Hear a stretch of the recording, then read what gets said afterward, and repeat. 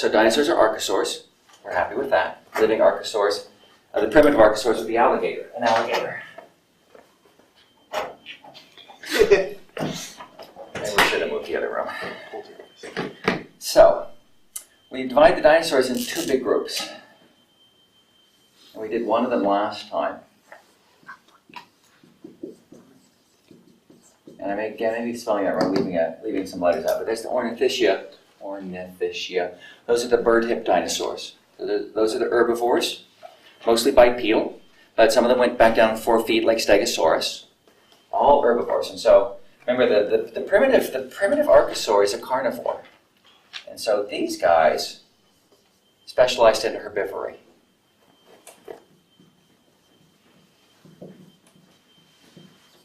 Okay?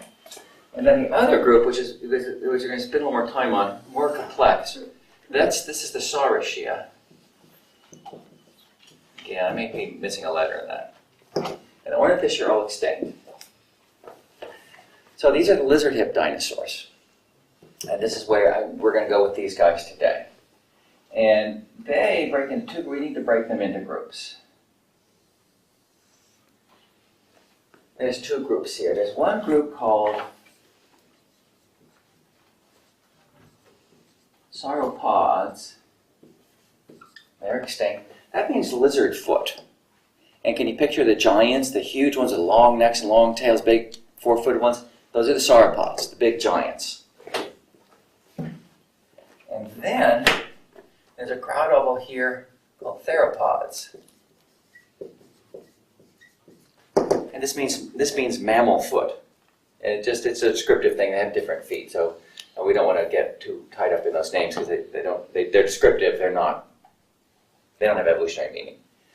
And theropods are still with us because one group of theropods survives, and that's birds, which are called aves. It's Latin for bird. So, yeah. Okay?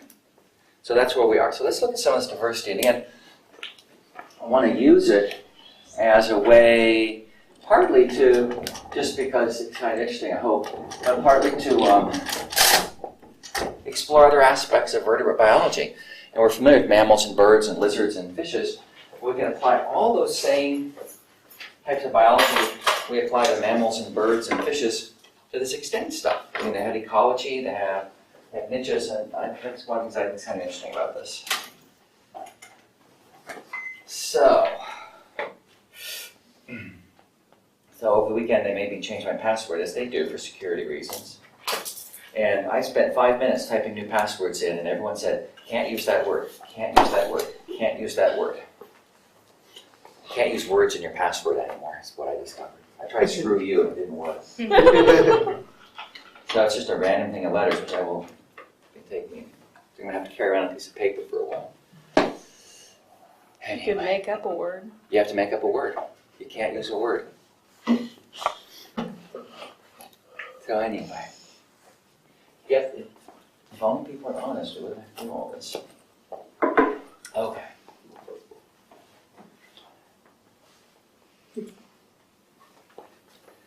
Actually, I called help desk and said, do you have a list of words I can't use? And they said, no, you just can't use a word. Okay, so here we are. Let's go over here. We're looking at the Sauriscia, all right? So these are dinosaurs, and we'll talk about this. The two major types of dinosaurs. There's our evolutionary tree. Ornithischians, Saurischian. Dinosaurs start here. Ornithischia, Sauriscia. And we go back here, very beginning, the earliest dinosaurs were these little, by later standards, they were fairly large by, they weren't like mice, little agile carnivores.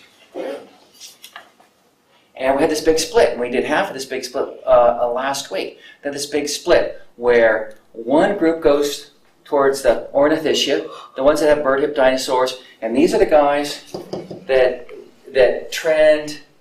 they go herbivorous, and all of these are herbivorous. And then we got this other group here that gets a different kind of pelvic arrangement, and these are the Saurischians, the lizard-hip dinosaurs. And there's our division there. And so, let's see, right there, and right there. Okay, some of this is review. So we got, in the dinosaurs, we got these two big types, the bird hips and the lizard hips, Saurischian and Ornithischia. And I've said this 3 times now. Ornithischia, we track their specializations and their biology, and a lot of it is about herbivory. And plant digestion takes a lot of machinery, and so a number of them go down back on 4 feet. They start up on 2 feet bipedal, and a lot of them go back down on 4 feet, particularly larger ones. And various sized herbivores in this crowd here, but not the giants.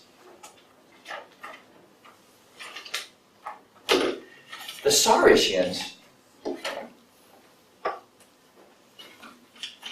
they stay more true to the archosaur biology. The archosaur down here, again, picture alligator, an archosaur. These guys stay more true to that. They retain that primitive archosaur anatomy. They retain, at least initially, carnivory. That's these guys. So these guys are some cool specialists. These guys, more like the ancient things. Okay, so let's define them. We always start, we have the traits that define a group. And the most obvious one is those lizard hips, the rearrangement of the pelvis into a very distinctly different arrangement than in the other dinosaurs, it's the Ornithischia. All sorts of small things you can point to. They have something called a subnarial foramen, and just a distinctive feature on the upper jaw here, a little foramen there. Probably associated with some sort of sensory apparatus, and you can even see it in a Tyrannosaurus skull right there, Tyrannosaurus association. Necks get longer. The neck becomes elongated. And sometimes I just summarize a whole bunch of stuff down to all sorts of vertebral and limb modifications, and these a lot of these have to do with mobility. That early dinosaur was a little agile carnivore. These guys are taking that and going with it. Greater agility, more mobility, and we see modifications in the vertebral column and particularly the limbs.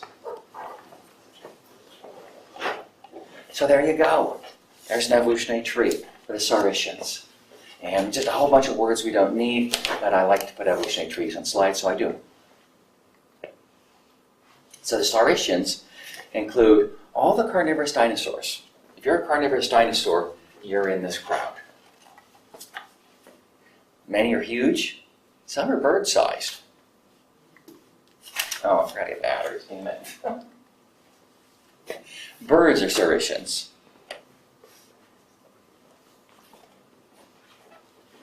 As are the giant carnivores. Giant herbivores. The huge giants are Saurischians. So you can see there, we reacquire herbivory, or we require herbivory again, let's put it that way. Some of these guys go absolutely enormous. Did that. Okay. So, within the Saurischian, and I just did this up here, we got 2 crowds we're going to worry about. Here's the Saurischian, there's the originator, and they go 2 different ways. They go to the sauropods, we just call those sauropods, often call them sauropodomorpha. Let's just summarize that under sauropods. That means lizard foot. We had lizard hips, now we have lizard foot. And then theropods. And theropod means, you can translate that roughly as mammal foot. And that's not the meaning, that's just a description. So we have 2 crowds there. So middle to late Triassic, these guys are showing up. That's pretty early in the evolution of dinosaurs. There's a variety of candidates for the first one, or among the earliest ones. These are details that don't worry us in this class. But that's why we have alternative evolutionary trees. So the early dinosaurs are small, agile, bipedal carnivores. And then we had that split, bird hip, lizard hip. And the early Saurischians carried on with this niche. So we've got some primitive ones down here that we can point to. And yeah, the same slide there. So here's an example of an Eoraptor. And raptor is a word that shows up a bunch of times in dinosaur names. you think of velociraptor and oviraptor and things like that. We'll talk about those later. That ends up being a word that is kind of descriptive to this kind of agile carnivore.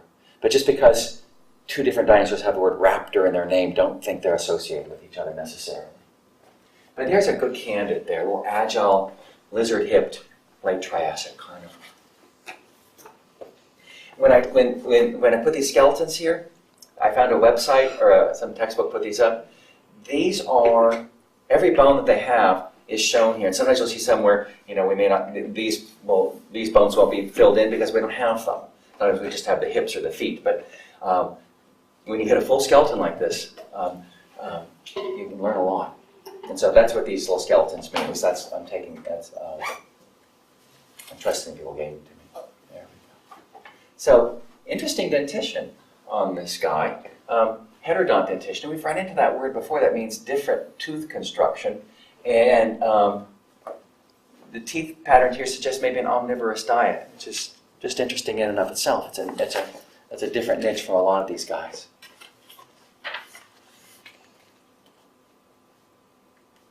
Okay, so there's our two lineages.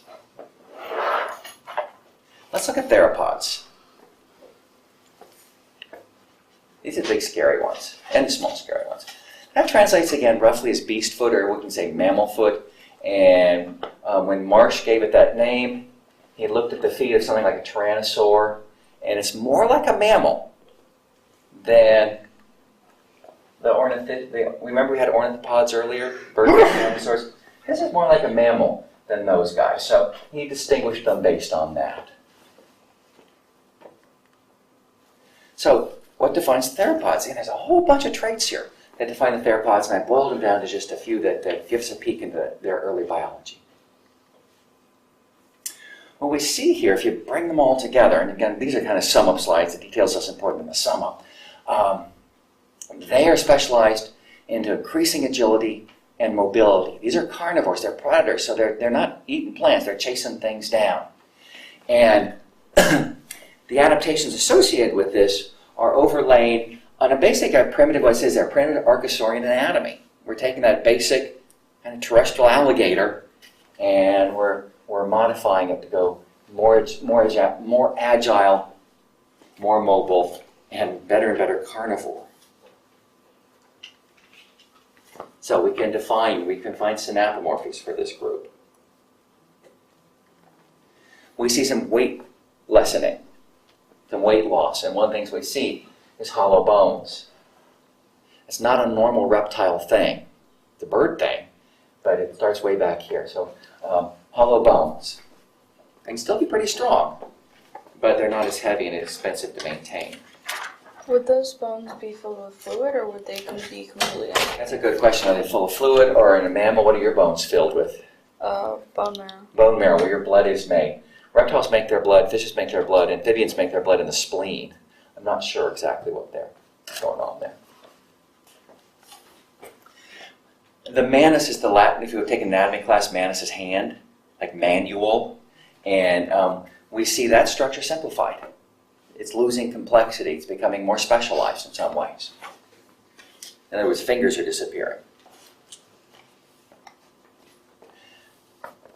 The weight-bearing, the pes is the foot, and that's the weight-bearing structure. Most of these things are bipedal, and actually all theropods are bipedal, and that's being simplified as well.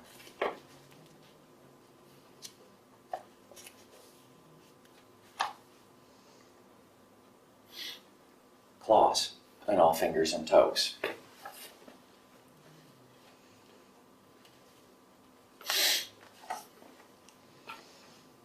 Here's what we're going to come back to. This is a significant alteration. Here's a theropod skeleton. Here's the forelimbs here. Here's the pelvic girdle. And this bone right here, these are the clavicles. And in theropods, and that includes birds again, the clavicle is called the furcula. And if you have it at Thanksgiving in your turkey, you call it a wishbone. It's your clavicles. And they get fused together in a fairly simple construction, joining the pectoral girdles across the front. That's a new thing. And like I said, in theropods and birds, we call it furcula. That's its technical word. That's going to be really important when we start taking those forelimbs and flapping them like birds do. The weight now is being focused on these hind legs, and so we see strengthening of the pelvis and strengthening of the vertebrae back there. Think of that from an anatomy perspective. The weight of the animal is now transferred to the ground through the hind limbs and the pelvic girdle. And so we start to see fusion of those vertebrae. It's a stronger structure there. And here's some of the adaptations towards carnivory. The teeth are sharp, and recurved means they point backwards.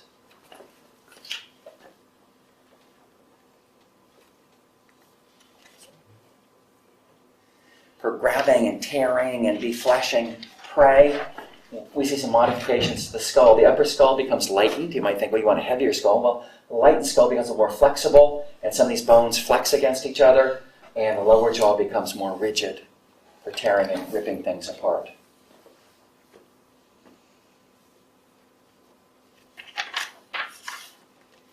And the pelvic girdle has a very distinctive external appearance to it.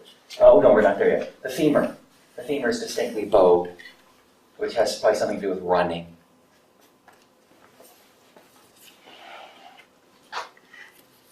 The tail. You look at the vertebrae, we get the vertebrae and tail. They're fused together. The tendons are ossified. The tail's now sticking out behind them as a balancing structure. Okay, so there's evolutionary tooth or theropod. So those are adaptations, and a lot of them are listed there. Those are adaptations that are about mobility, agility in a bipedal gait, and better carnivory.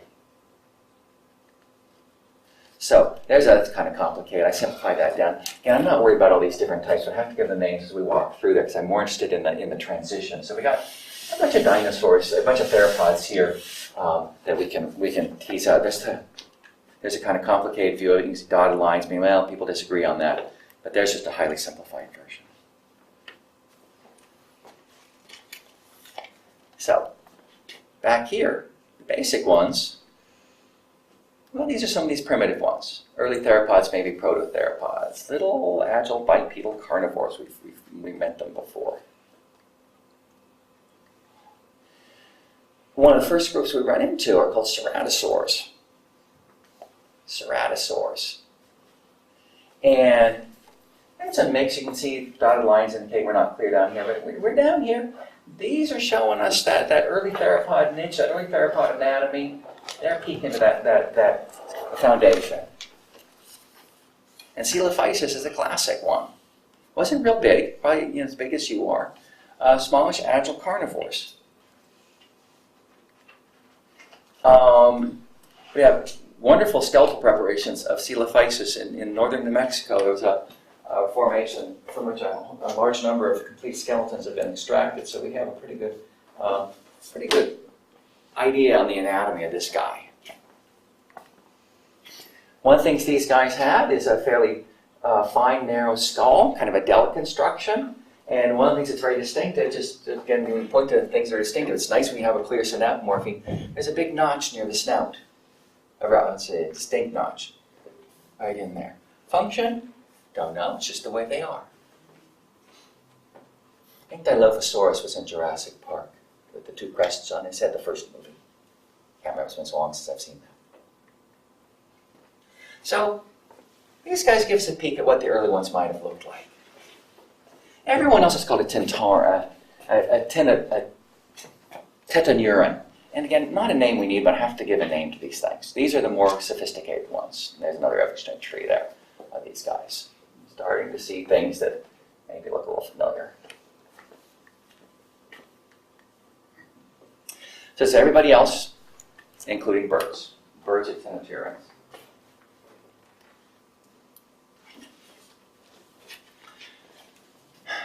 We see another trend here. We see increasing lightening of the skull. The big foramens open up. The bones are finer.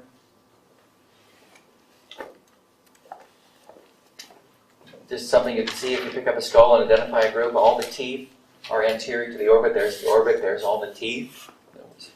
Probably has something to do with how they're acquiring their food. But look at the beautiful Archosaurus synapomorphes. The mandibular foramen, all Archosaurs have that. And the big foramen in front of the eye, all Archosaurs have that. We're seeing enhanced mobility. The hind limbs show modifications that make that apparent.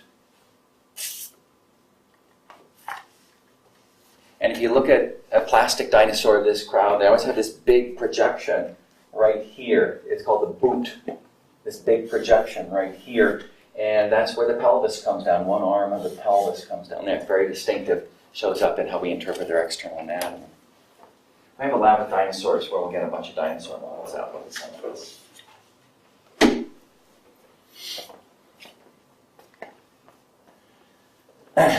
So, again, details we don't need, but we have to talk about some of these things as we walk through these trends. There's a dinosaur that is very difficult to place, and then there's two well-defined groups that I call this the problem child. This is the one, I think, in Jurassic Park that was spitting at Newman. Remember Jurassic Park at Newman? You know, I watched Seinfeld.